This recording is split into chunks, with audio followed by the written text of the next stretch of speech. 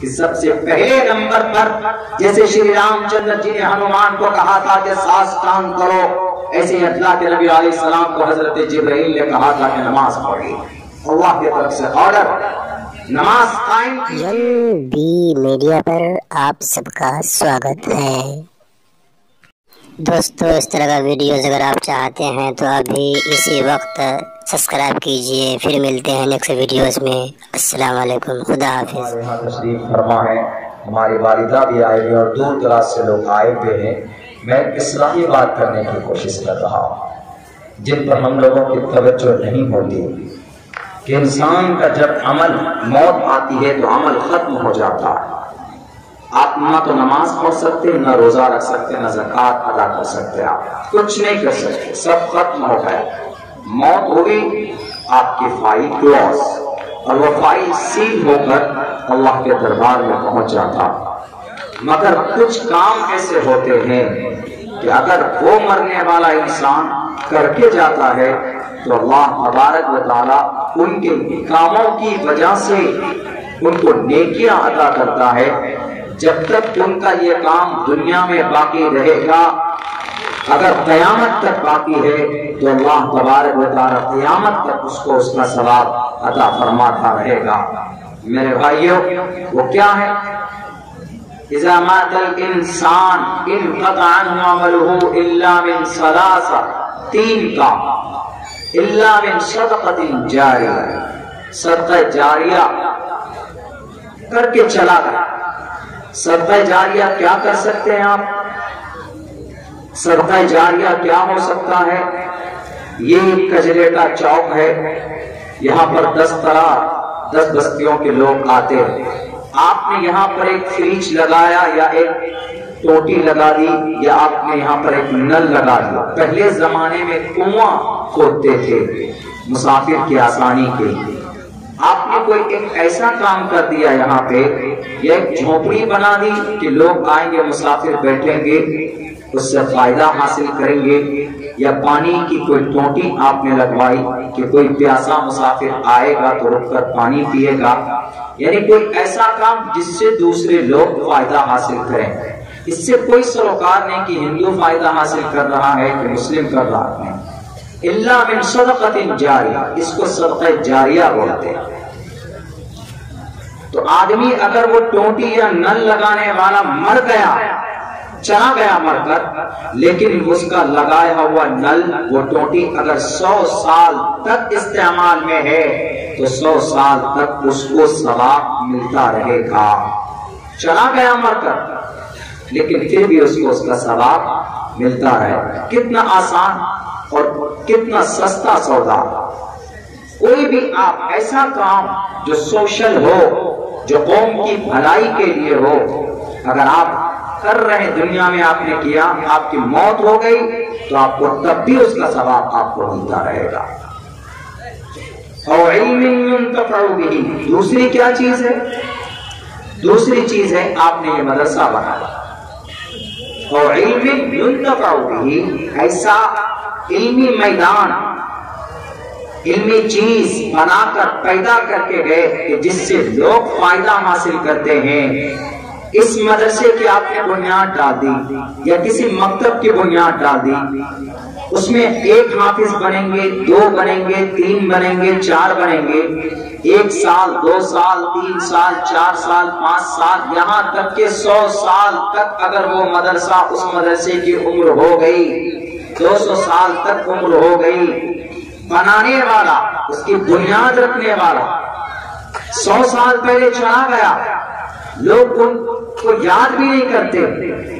مثال کے طور پر دارالعلوم دیوبند کے بانی مولانا قاسم نانوتوی رحمت اللہ علیہ، اور بھی لوگ تھے، اور بھی کئی لوگ تھے ان کے ساتھ، ایک ٹیم تھی، لیکن مولانا کا نام پہلے آتا ہے۔ بہت سے لوگ نام نہیں جانتے کہ دارالعلوم دیوبند کے بانی کون ہیں، عام طبقہ نہیں جانتا ہے، پڑھا لکھا طبقہ جانتا ہے۔ ندوۃ العلماء کا نام نہیں جانتا، شاہی مراد آباد کا نام نہیں جانتے کہ بانی جنہوں نے بنیاد رکھی، لیکن بنیاد رکھنے والے تو چلے گئے، ان کا ثواب آج بھی ان کو پہنچتا ہے۔ अगर 200 हुफ्फाज पैदा होंगे एक साल में तो सवाब पहले किसको मिलेगा? जिसने उस मदरसे की बुनियाद रखी या उस मकतब की बुनियाद रखी। और इल्मिन युंतफअ, एक तो ये है। दूसरा ये कि अगर उसने हाफिज कुरान बनाया, मैं इस मकतब में मदरसे में मौलाना हूँ, हाफिज कारी साहब टीचर हूँ, मैंने एक हाफिज कुरान को बनाया, उसने दूसरे को, उसने तीसरे को, नस्लन बाद नस्लन जितने भी हुफ्फाज बनते चले जाएंगे, उन तमाम का सवाब उस आलिम दीन को मिलेगा जिसने पहला हाफिज बनाया या पहला आलिम दीन बनाया। ये मैं अपनी जुबान से कह रहा हूँ, लेकिन ये अल्लाह के नबी अलैहिस्सलाम की हदीस है और ऐसी वैसी किताब में नहीं। सहाए सित्ता 6 हदीस की मजबूत किताब, बुखारी, मुस्लिम, तिर्मिजी, अबू दाऊद, नसई, इब्न माजा। कुरान करीम के बाद असहुल कुतुबी बाद किताब बिल्लाहि तबारक व तआला, अल्लाह की किताब के बाद अगर मजबूत तरीन कोई किताब इस जमीन के ऊपर है तो बुखारी शरीफ अहादीस के एतबार से, फिर मुस्लिम है, फिर अबू दाऊद है। उसी अबू दाऊद में अल्लाह के नबी अलैहिस्सलाम की हदीस मौजूद है कि आदमी मर जाए लेकिन कुछ काम ऐसा करके जाए कि मरने के बाद भी डायरेक्ट उसको सवाब मिलता।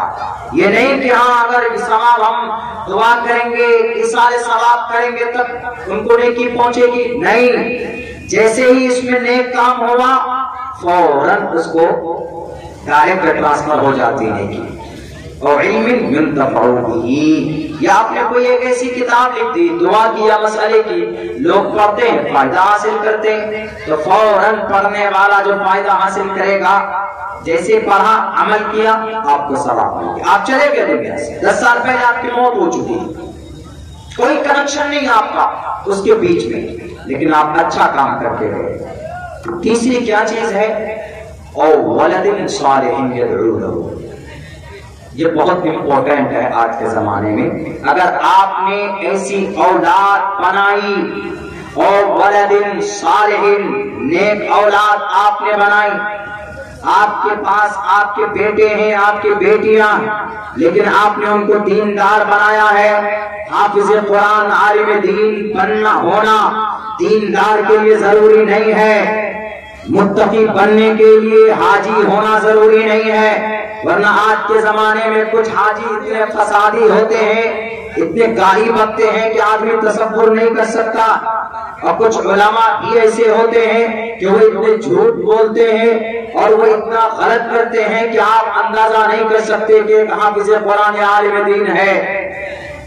नेक बनने के लिए अल्लाह के हुक्म को मानना, मनहियात से रुक जाना, अवामिर को पूरे करना ये जरूरी है। तकवा इख्तियार करने के लिए, मुत्तकी बनने के लिए तस्बीह का दाना हिलाना जरूरी नहीं है। उसके लिए जरूरी है कि आप अल्लाह से डरते रहो, किसी को गाली मत दो, किसी की चुगलखोरी मत करो, किसी की गीबत मत करो, नाजायज तरीके पर किसी के माल मत हड़पो।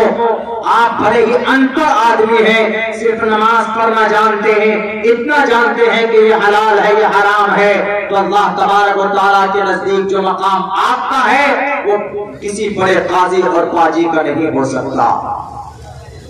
और वलदिन सालिहिन यदऊ लहू, आपके एक बेटे या 2 बेटे हैं, आपने उनकी सही तरबियत की, आपने उनको दीनदार बनाया, तो आप मर कर चले जाएंगे जब आपकी वो औलाद जो दीनदार आपने बनाया है, दुनिया में जो भी अच्छा अमल करेगा उन टोटल कामों का, नेक कामों का सवाब आपके नामा अमाल में लिखा जाएगा। उसके नामा अमाल में तो लिखा जाएगा, लेकिन उसके माँ बाप जो चले गए इस दुनिया से उसके नामा अमाल में लिखा जाएगा। आजकल हम लोग नहीं ध्यान देते, खुद नमाज पढ़ लेते हैं और ये हम समझते हैं कि बस हम नमाजी हो गए। मेरे मुस्लिम भाइयों, इस्लाम के अंदर नमाज की ताकीद का हुक्म, अक़ीमुस्सलात, नमाज कायम करो। प्रथमा तारका जीवा दियो दियन मुझे कि सबसे पहले नंबर पर जैसे श्री रामचंद्र जी ने हनुमान को कहा था कि साष्टांग करो, ऐसे अल्लाह के नबी अलैहिस्सलाम को हजरत जिब्राइल ने कहा था कि नमाज पढ़िए, अल्लाह की तरफ से ऑर्डर, नमाज कायम कीजिए, नमाज पढ़िए, मत कायम कीजिए। आप नमाज पढ़ते हैं, आपके घर में आपकी बीवी नमाज नहीं पढ़ती, आप नमाज पढ़ते हैं, आपके घर में आपका बेटा नमाज नहीं पढ़ता, आप नमाज पढ़ते हैं, आपके घर में आपकी बेटी नमाज नहीं पढ़ती।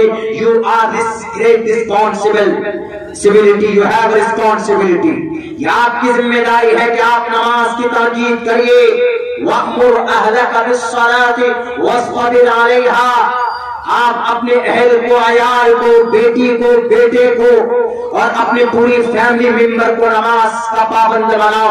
नमाज की ताकीद के ऊपर आप उनके ऊपर उनको टाइट कीजिए, स्ट्रिक्ट बन जाए। दुनिया में क्या जाने वाला, कुछ भी नहीं जाने वाला। आज हम लोग नमाज भी पढ़ते हैं, इतना मुबारक अमल भी करते हैं, उसके बाद फिर क्या करते हैं, ग़ीबत भी करते हैं। नमाज की खासियत क्या है? नमाज की खासियत ये है, इन्नस्सलात तन्हा अनिल फ़हशाइ वल मुनकर, यकीनन नमाज बेहयाई और बुरी बातों से रोकती। ये मैं नहीं, खुदा का कुरान कहता है। 14 पारा उठाकर देख लीजिए, सूरह नहल के अंदर अल्लाह तबारक व तआला का यह फरमान मौजूद है।